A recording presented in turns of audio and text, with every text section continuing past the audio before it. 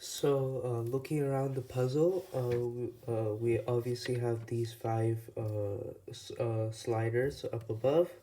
We have a big box-like thing on the front. So this is what we can assume to be our objective is to take this out, most likely.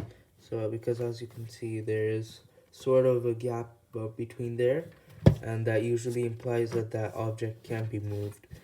So again, looking around, nothing. There does seem to be something down here, but it's not very evident. So now we can take a look at these up here. So there is 1, 2, 3, 4, 5, and as you can see, they can slide around, thus giving it its name.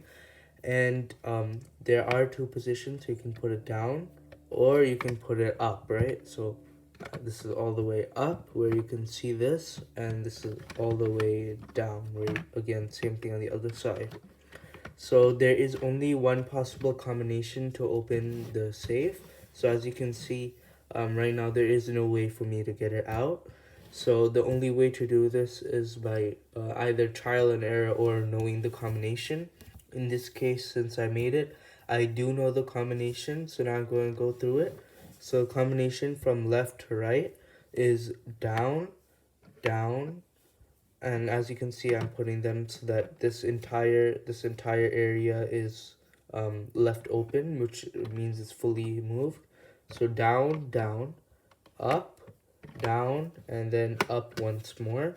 So now I have this combination in place, but now again this box is still not, we cannot take it out, right? Because um, it's in flush with the rest of the box.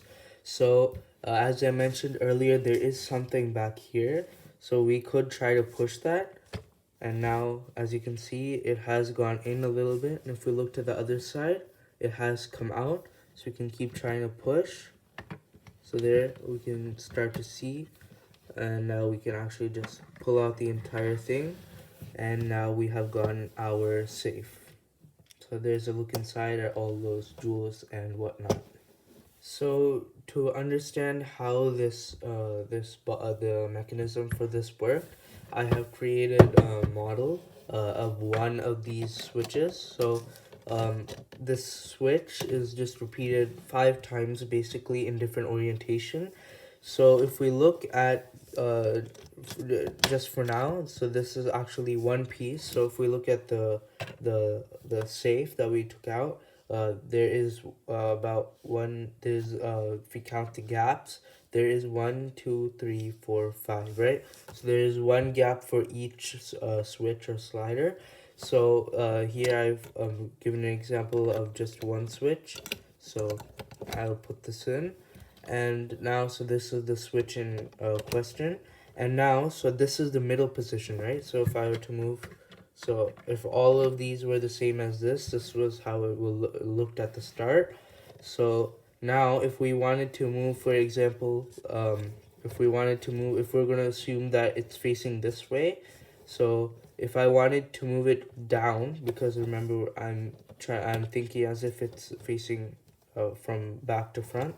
So if I move it to the back, then the the save again, this is still locked.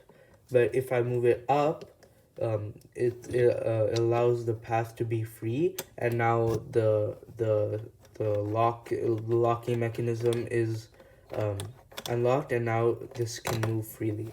So another way to see this, to understand this, is in here.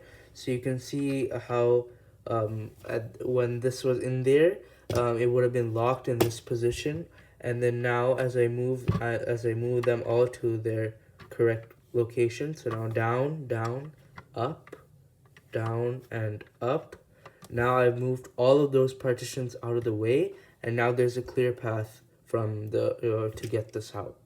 So basically what I did was I took this sort of design. So if I wanted it to be up, if I wanted that switch to be up, I would put it in this orientation. If I wanted the correct position to be down, I would put it in this orientation. So I just did that 5 times in different ways, and that's how I made this puzzle. So I hope you enjoyed this video, and if you did, please like and subscribe.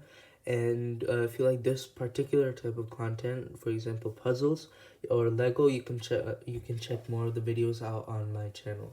So thanks for watching.